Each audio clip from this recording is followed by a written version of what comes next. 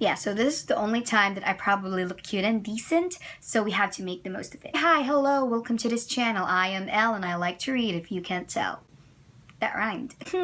I am here to do a mid-year book freakout tag. Ooh, this is like my debut on booktube because I really want to be part of the community. I like to, you know, make fun of myself in front of a camera and at the same time talk about things that I love, so this is a win-win situation for me. I tried to make a reading vlog, but it was so pretentious and cringy, I discarded that thought away.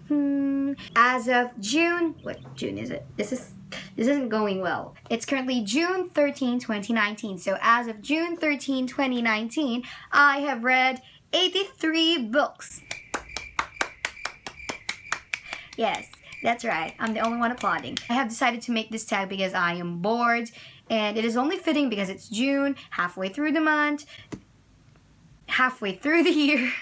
It's also my third month of vacation and it's really boring. I get to do nothing. Basically, I just answer a series of questions bookish related questions about my reading progress throughout 2019. So yeah, let's just go. I know this is very unoriginal, but I don't care. And I know nobody tagged me to do this, but I still don't care. Best book you've read so far in 2019. Harry Potter and the Deathly Hallows. So as you all know, I mean, you don't.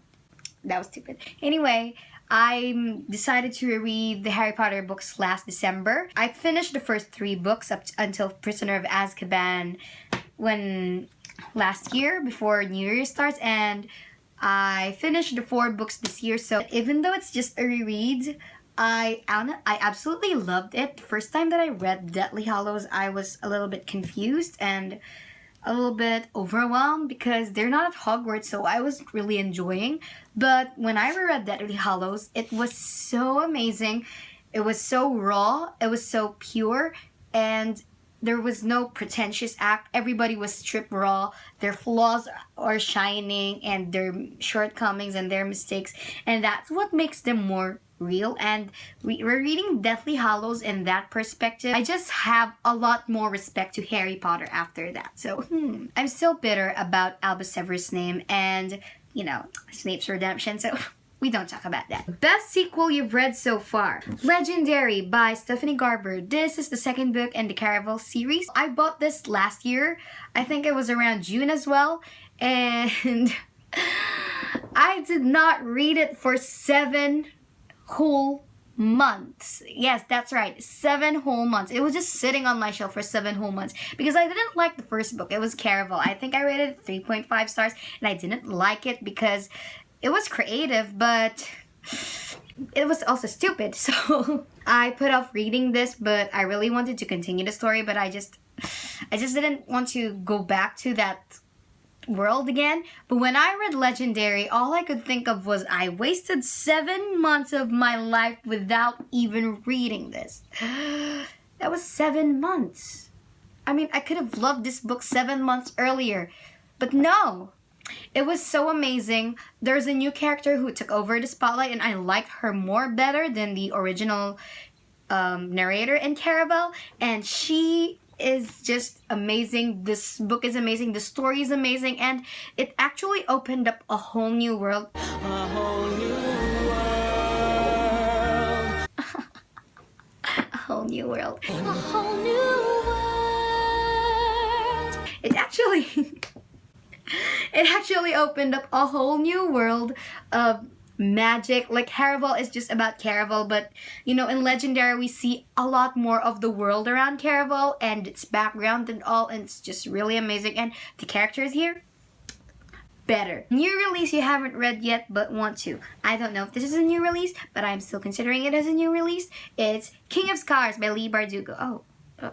King of Scars by King of Scars by Leigh Bardugo. So this is, when I heard of King of Scars, I was so excited because Nikolai was one of my favorite characters ever, and basically he carried the whole Grisha trilogy on his back.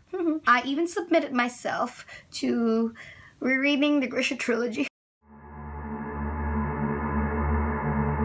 I finished Shadow and Bone, but I still haven't managed to get through Siege and Storm, so yeah. But I really need to reread it because I forgot all about it, but I need to read it so I could read King of Scars. I really want to read this. Most anticipated release for the second half of 2019. Rebel, My Marilu. It's like the fourth book in the Legend series. I should call it series now. Legend trilogy is one of my favorite trilogies ever. It is the only trilogy that I rated 5 out of 5 for all books because I was so in love with it. It just holds a special place in my heart. I read it at the right time, and yeah, it was so amazing. So I just had to. Biggest disappointment. This Savage Song by Victoria Schwab. I heard a lot of positive comment about Victoria Schwab, so I was so excited when I saw this on the bookstore and I immediately purchased it. I heard that this is a duology and this involves music.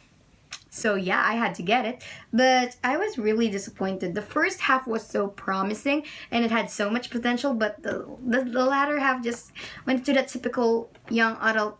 Yeah, and I don't really dig the plot that much, and the characters, I mean, they're growing on me. Anyway, I am just really disappointed in this, so. Biggest surprise. I read this with ebook and I was really surprised. It is If I'm Being Honest by Emily Wibberley and Austin Teachman Broca. I don't know if I pronounced that right. But anyway, it was such a big surprise because I read the book that they first co-wrote together. It's also another teen fiction book. It is Always Never Yours. And I didn't like it. I rated it 1 star.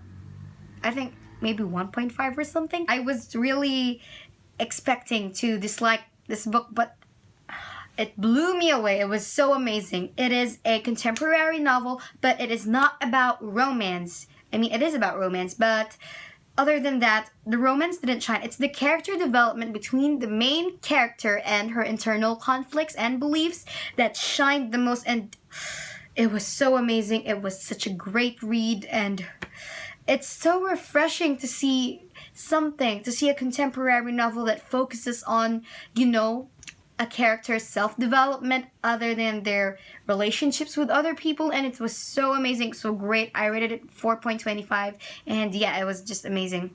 I was surprised. I didn't know that they could write something like that. Favorite new author? None. Because, yeah, all the new authors that I read, they didn't really, click. Sorry. Newest fictional crush.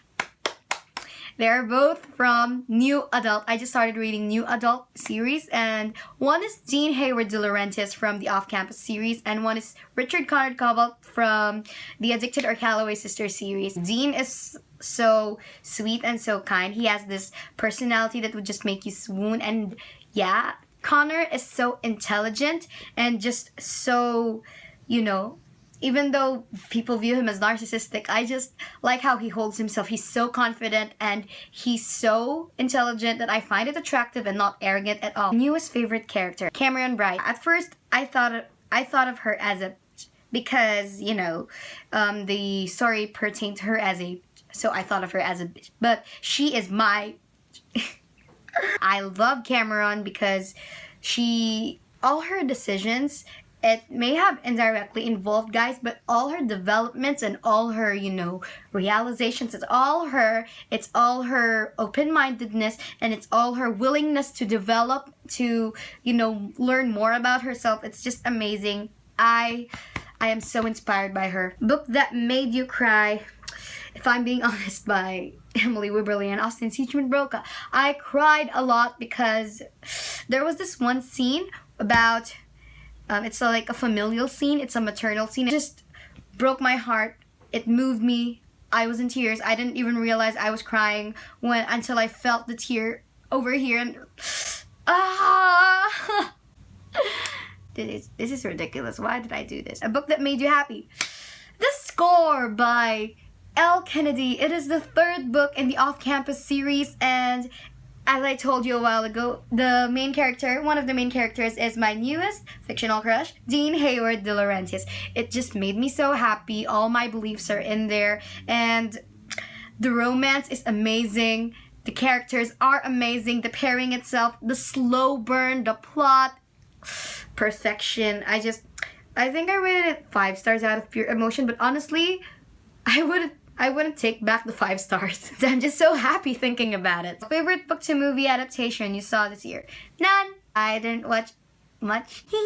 Sorry. Favorite review you've written this year? Oh, I am so proud of my review of Queen of Air and Darkness because everybody seemed to love Queen of Air and Darkness, and I was disappointed as well. But so I wrote a thorough review.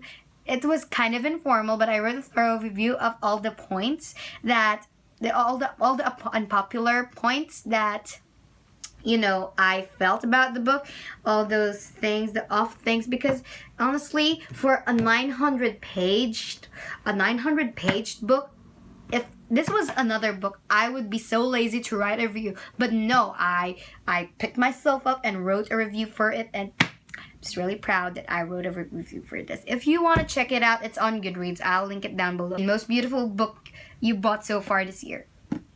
Fangirl by Rainbow Rowell, because I don't know, it's not because of the cover, and it's not because I read the story. It's the book. Look, you can't see it. Can you see it now? Yeah, it has green sprayed edges, the same color of green as the cover, and it has a poster on the first part. See? Isn't it beautiful? It is beautiful, and I treasure it so much. And what books do you need to read by the end of the year? Red, White, and Royal Blue by Casey McQuiston, and I just love the gays. That was my mid-year book freakout tag. I think I did freak out a lot of times in this video, and I don't know if you guys will enjoy this. Social media is down there, and I really don't know what else to say. Oh, let me do the thumbnail. And yeah, so goodbye, guys. I see the booktube people do this. They just hold the stack up. Oh, it's too bright. Oh yeah, that's better.